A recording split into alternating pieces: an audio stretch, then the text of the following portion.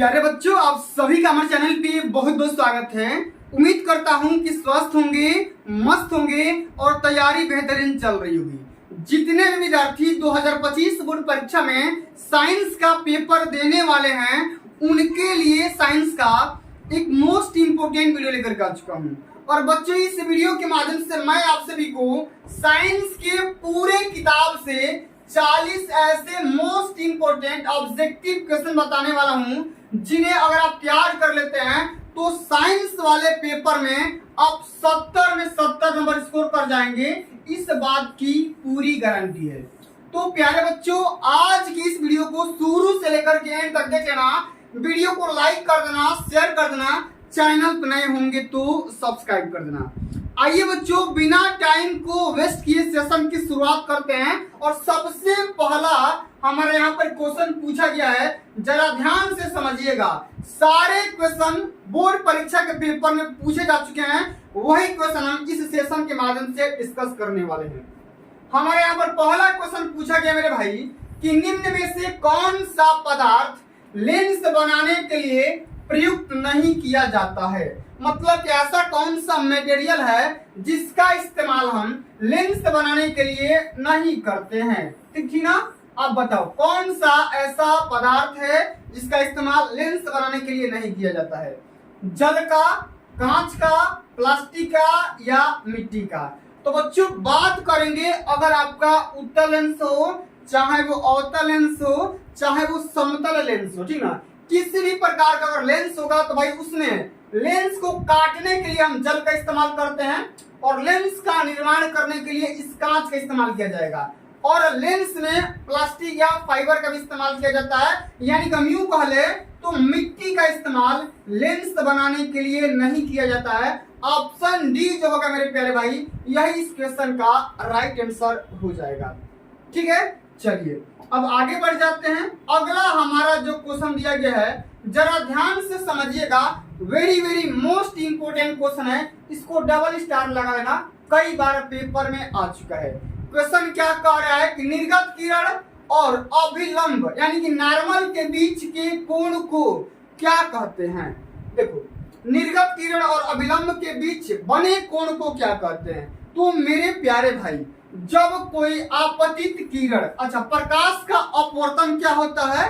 प्रकाश का अपवर्तन यही कहता है कि जब कोई आपतित किरण किसी एक माध्यम से दूसरे माध्यम में जब एंट्री करती है, एक माध्यम से दूसरे माध्यम में एंट्री करेगा तो क्या हो जाएगा, उसका पाथ चेंज हो जाता है। ठीक ना, उसका पाथ चेंज हो जाएगा, या तो अभिलंब की ओर होगा, नहीं तो अभिलंब से दूर हो जाएगी। ठीक ना, अब इसका पाथ चेंज हो जाएगा। जब पाथ चेंज होगा तो ये जो हमारी निर्गत किरण हुई और ये हमारा जो नॉर्मल एन हुआ, अब इस दोनों किरणों के बीच में जो कोण बनेगा उस कोण को क्या कहेंगे मेरे प्यारे भाई।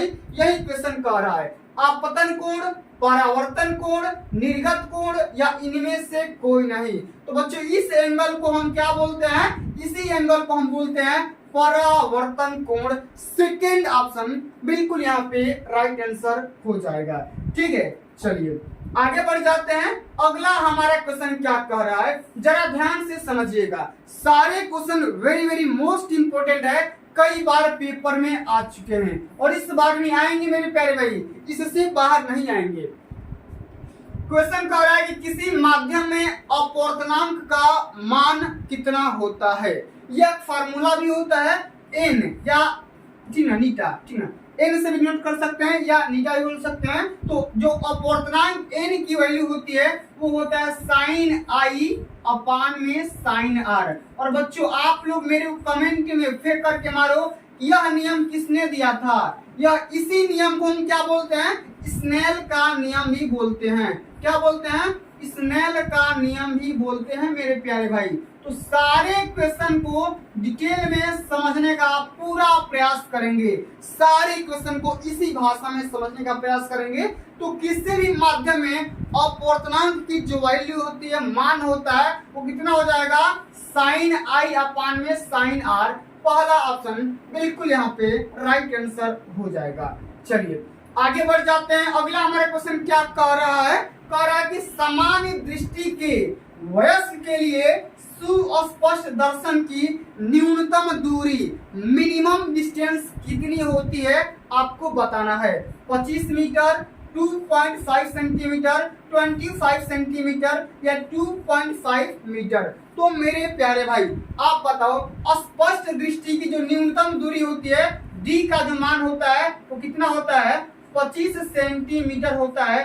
कई बार पेपर में पूछा जा चुका है, ना जाने कितनी बार पेपर में पूछा गया है। तो क्या हो जाएगा, 25 सेंटीमीटर हो जाएगा। तीसरा ऑप्शन बिल्कुल यहाँ पे राइट आंसर हो जाएगा। चलिए आगे बढ़ जाते हैं कि दूरदृष्टि दोष या दूरदृष्टि वाली आंखें साफ साफ देख सकती है। अच्छा दूरदृष्टि दोष में क्या होता है, इंसान दूर की वस्तु तो देख सकता है लेकिन उसको नजदीक की वस्तु नहीं दिखाई देती है। तो क्या हो जाएगा, किसको साफ साफ देखेगा, दूर की वस्तुओं को साफ साफ देख पाएगा, यानी कि पहला ही ऑप्शन बिल्कुल यहाँ पे राइट आंसर हो जाएगा। ठीक है ना। चलिए आगे समझते हैं। अगला हमारा क्वेश्चन क्या कह रहा है, कि कांच प्रिज्म के द्वारा उत्पन्न श्वेत प्रकाश के स्पेक्ट्रम में किस रंग का झुकाव अधिकतम होता है। मैक्सिमम जो एंगल झुकाव होगा वो किस रंग का होगा, किस कलर का होगा आपको बताना है, लाल, हरा, पीला या बैगनी। तो मेरे प्यारे भाई ये जो वायलेट कलर है ना, बैगनी कलर है ना, इसी कलर का जो झुकाव होता है सबसे ज्यादा होता है, सबसे ज्यादा बैगनी रंग का झुकाव होता है। चौथा ऑप्शन बिल्कुल यहाँ पे राइट आंसर हो जाएगा।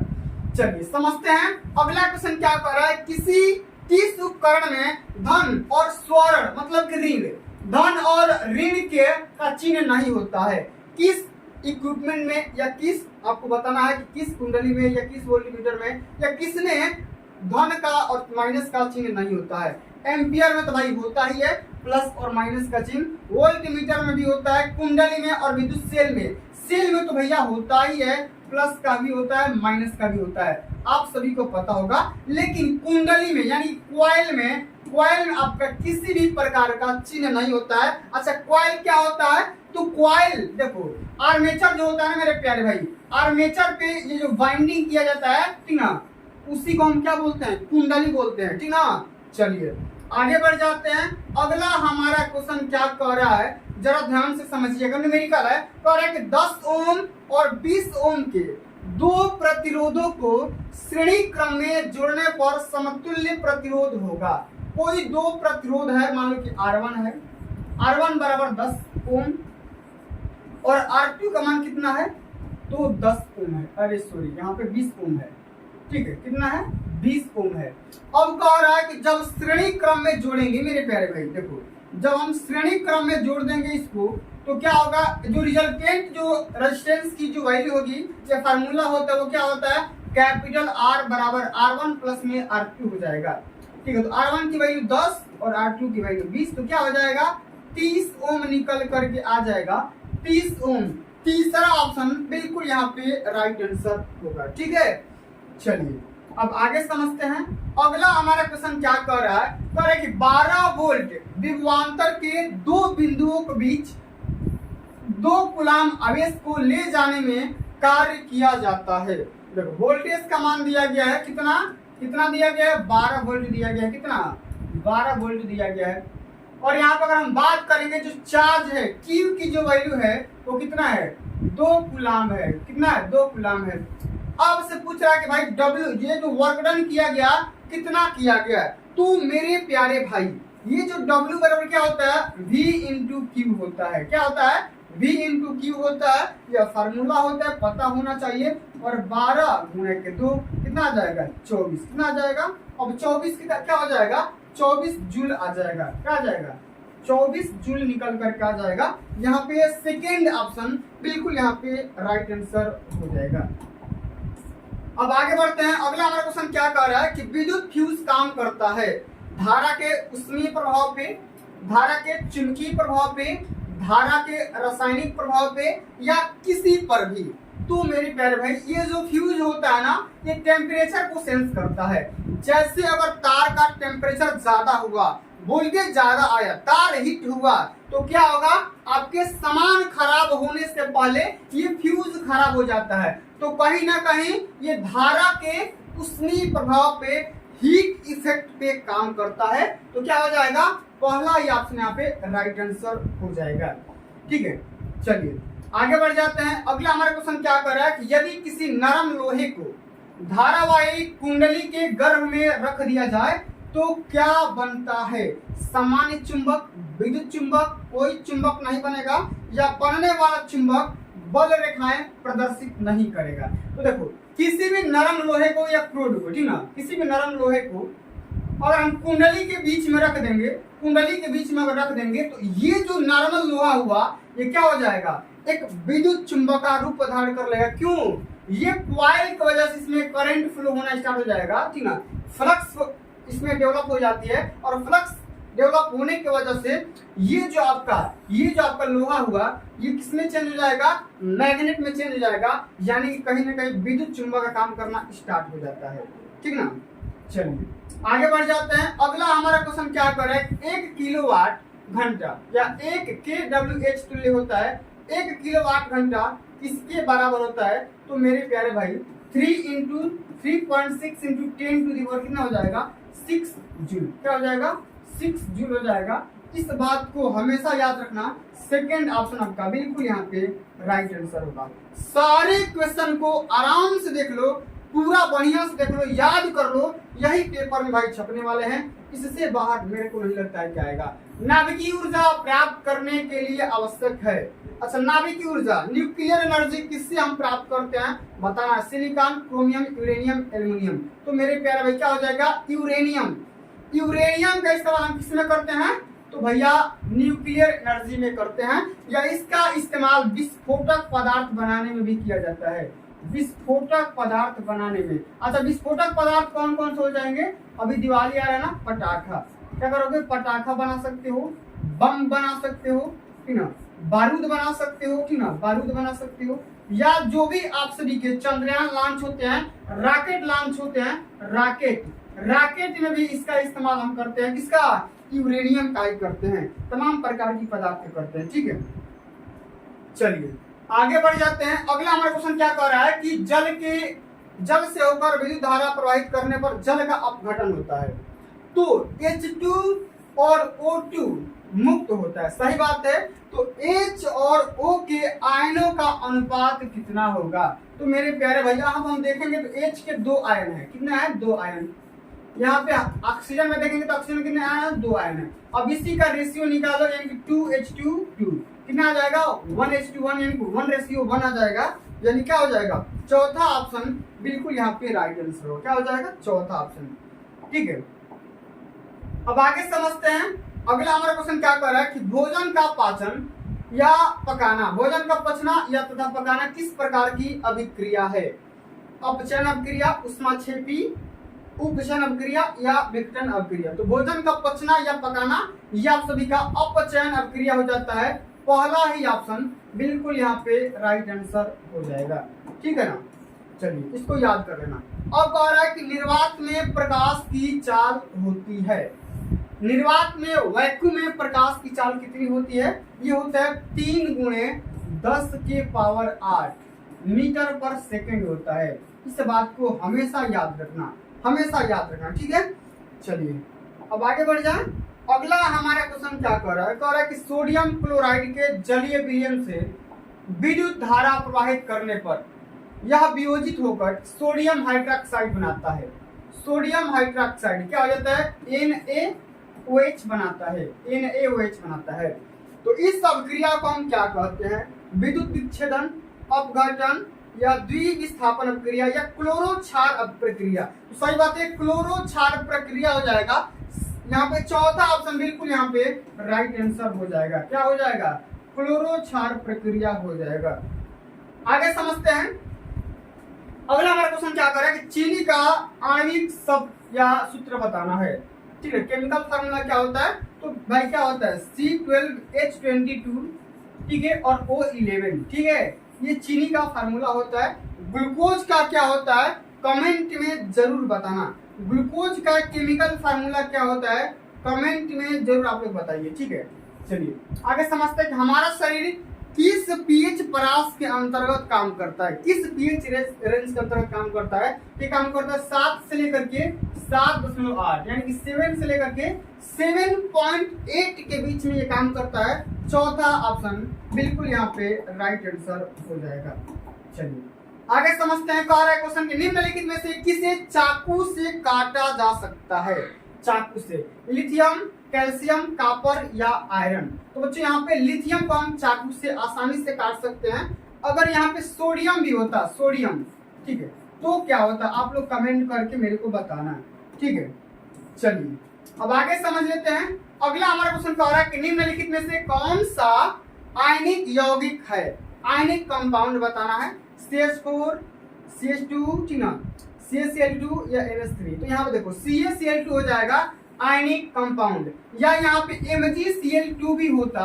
अगर यहाँ पे MgCl2 या NaCl2, ठीक है, NaCl2 या NaCl, तो यहाँ पे क्या होता है ये सभी क्या है आयनिक कंपाउंड है, यानी कि आयनिक यौगिक हैं। इस बात को हमेशा याद रखना क्योंकि प्लस और माइनस का चिन्ह इस पे होता है। इसी को तो हम आयन बोलते हैं, धन आयन बोलते हैं और ऋण आयन बोलते हैं। पॉजिटिव चार्ज और निगेटिव चार्ज इसी को बोला जाता है, ठीक है। चलो आगे समझते हैं। कह रहा है कि निम्नलिखित में से कौन सा उपधातु है, क्या है उपधातु। उपधातु बताना है आयरन, कॉपर, निकेल या Sb। यहाँ पे क्या हो जाएगा Sb, ये सब क्या हो जाएंगे, ये सब क्या हो जाएंगे, इसी को हम बोलते हैं उपधातु, ठीक है। और मैंने आप सभी को कई बार बताया उपधातु क्या होते हैं, धातु क्या होते हैं और अधातु क्या होते हैं। चलिए आगे समझते हैं। अगला हमारा क्वेश्चन क्या कह रहा है, कह रहा है कि प्रथम कार्बनिक यौगिक यूरिया का संश्लेषण किसने किया था। ठीक है, 4 ऑप्शन दिया गया, कोल्बे ने, बोहलर ने, बर्जेलियस ने, कोई नहीं। तो यहाँ पे अगर हम बात करेंगे यूरिया के बारे में, यूरिया का संश्लेषण किसने किया था भाई, बोहलर के द्वारा किया गया था। सेकेंड ऑप्शन बिल्कुल यहाँ पे राइट आंसर हो जाएगा। इस क्वेश्चन को याद कर लेना, कई बार आ चुका है पेपर में। और यहाँ पे हम बात करेंगे very very most important question है, इसको स्टार लगा लेना, कई बार पेपर में आ चुका है। पर कैल्शियम कार्बाइड जल के साथ अपक्रिया करके देता है। अच्छा क्या देता है, मीथेन, एथेन, एथीन या एथाइन। तो भाई देखो ये क्या देता है, ये देता है एथीन। क्या देता है, एथीन देता है। तीसरा ऑप्शन यहाँ पे बिल्कुल राइट आंसर हो जाएगा। क्या होगा, तीसरा ऑप्शन, ठीक है। चलिए आगे देखते हैं। अगला क्वेश्चन कह रहा है कि टिंडल प्रभाव प्रकाश की कौन सी परिघटना को प्रदर्शित करता है। प्रकाश का परावर्तन, प्रकाश का अपवर्तन, प्रकाश का विक्षेपण या प्रकाश का प्रकिरण। तो बिल्कुल इसका राइट आंसर क्या होगा, टिंडल प्रभाव क्या होता है मेरे प्यारे भाई, ये इसी को हम क्या बोलते हैं, टिंडल प्रभाव बोलते हैं, ठीक है। अब यहाँ पे क्या होगा, तो कौन सी परिघटना बोलते, तो ये जो टिंडल इफेक्ट है। अच्छा टिंडल इफेक्ट हम कोलाइडल विलयन के माध्यम से भी देख सकते हैं। तो क्या होगा, प्रकाश का प्रकिरण की वजह से हमारे ये टिंडल इफेक्ट दिखता है, ठीक है। आगे हम देखते हैं कि वर्ग फर्स्ट के तत्व कहलाते हैं। तो मैंने क्या बताया था, वर्ग फर्स्ट के जो तत्व होते हैं क्षार धातु वाले कहलाते हैं। क्या, क्षारी हो जाएंगे, तो क्षार धातु हो जाएंगे। सेकेंड ऑप्शन यहाँ पे राइट आंसर हो जाएगा। चलिए आगे समझते हैं कि पौधों में श्वसन क्रिया के अंतर्गत एडीपी के टूटने से कितनी ऊर्जा मुक्त होती है। कितनी ऊर्जा मुक्त होती है आपको बताना है। बताना भाई क्या हो जाएगा, ये हो जाएगा देखो 3.5 किलो, ठीक है, जूल प्रति मोल हो जाएगा। इस बात को हमेशा याद रखना। तीसरा ऑप्शन यहाँ पे राइट आंसर हो जाएगा, ठीक है। चलिए आगे समझते हैं। कह रहा है कि पादप, पादप में जाइलम उत्तरदायी होता है, मतलब कि पादप मतलब प्लांट। क्या होता है, प्लांट या पौधे। तो पौधों में जो जाइलम होता है इसका काम क्या होता है, जल का वहन करना, भोजन का वहन करना, एमिनो एसिड का वहन करना या ऑक्सीजन का वहन करना। तो क्या हो जाएगा, जल का वहन करना। क्या हो जाएगा, जल का वहन करना। पहला ऑप्शन यहाँ पे राइट आंसर हो जाएगा। आगे समझते हैं। कह रहा है कि खुला परिसंचरण तंत्र किसमें पाया जाता है। बताओ, मनुष्य में, काकरोच में, घोड़ा में, ऊंट में। तो खुला परिसंचरण तंत्र किसमें पाया जाता है मेरे भाई, इसमें काकरोच में। क्यों, क्योंकि भाई देखो इसमें जिसमें हड्डियां नहीं होती है उसी में ये खुला परिसंचरण तंत्र पाया जाता है। तो सेकंड ऑप्शन इसका क्या हो जाएगा, राइट आंसर हो जाएगा। आगे समझते हैं प्रतिवर्त क्रिया क्या होता है। अच्छा, प्रतिवर्त क्रिया देखने के बाद आपके मन में, आपके हृदय में जो कुछ भी फीलिंग आती है उसी को क्या बोलते हैं, प्रतिवर्त क्रिया बोलते हैं। मान लो आप रसगुल्ला देखे, मिठाई देखे और मिठाई को देखने के बाद आपका मन ललचने लगा, ठीक है, आपका मन ललचने लगा और बोले कि हमको भी खाना चाहिए, मुंह में लार आ गया, तो लार आना क्या हो जाएगा मेरे भाई, प्रतिवर्त क्रिया हो जाएगी, ठीक है। चलिए आगे समझते हैं। कह रहा है अधातु क्या है। अधातु इसमें कौन सा हो जाएगा, प्लेटिनम हो जाएगा। बाकी एल्यूमिनियम, जिंक, सोडियम सब क्या है, एलिमेंट है, धातु है, ठीक है। चलिए आगे समझते हैं।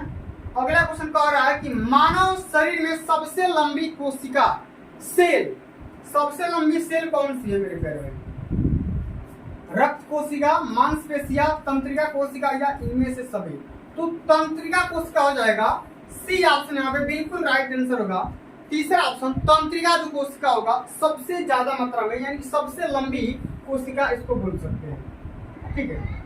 चलो आगे समझते हैं। कह रहा है कि मुकुलन के द्वारा प्रजनन किसमें होता है, अमीबा में, यीस्ट में, मलेरिया परजीवी में या पैरामीशियम में।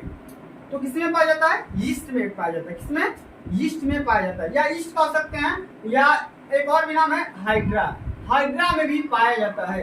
तो यीस्ट हो या हाइड्रा हो, दोनों में मुकुलन के द्वारा प्रजनन शामिल होता है। इस बात को हमेशा याद रखना है, ठीक है।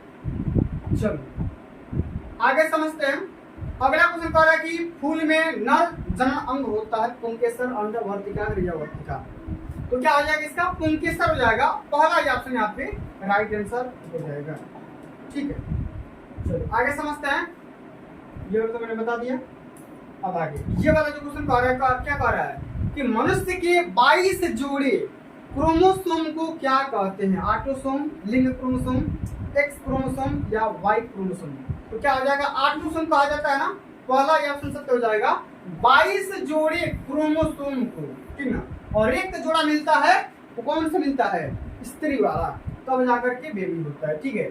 उसको हम क्या बोलेंगे, ऑटोसोम बोलते हैं। चलिए पक्षी और चमगादड़, पक्षी और चमगादड़ के पंख है, समजात अंग, संवृत अंग, अवशेषी अंग या इनमें से कोई नहीं।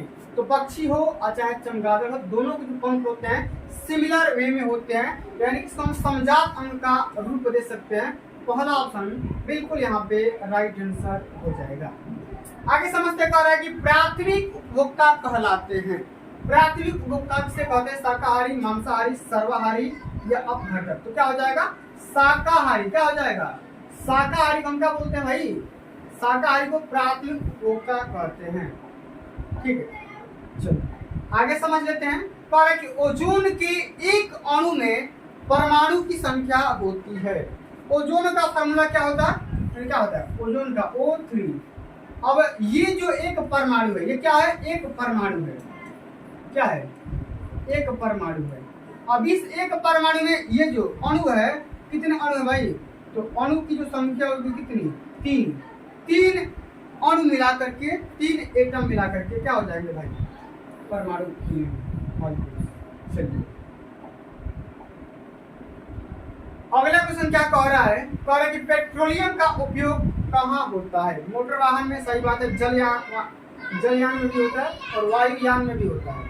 तो इनमें से सभी में हो जाएगा, क्या हो जाएगा, इनमें से सभी हो जाएगा। डी ऑप्शन बिल्कुल यहाँ पे राइट आंसर हो जाएगा। अब चलिए अंतिम नंबर क्वेश्चन क्या कह रहा है कि कोयला का मुख्य स्रोत क्या है, जलीय जीव, पौधे, चट्टान या सभी। तो हम कोयला का मेन सोर्स के बारे में बात करेंगे तो सबसे अभी ज्यादा मात्रा में चट्टान में पाया जाता है कोयला, लेकिन जलीय जीव, पौधों के दब जाने से ये कोयला हमारा बनता है। लेकिन यहाँ पे अभी चट्टान को ठीक कर लेना, ठीक है।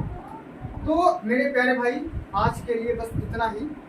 अगर ये वीडियो आप सभी को अच्छी लगी होगी, हेल्पफुल लगी होगी, तो वीडियो को लाइक कर देना, शेयर कर देना, चैनल पर नए होंगे तो सब्सक्राइब कर देना। जल्द मिलते हैं अगली वीडियो में, तब तक के लिए जय हिंद, जय भारत, वंदे मातरम।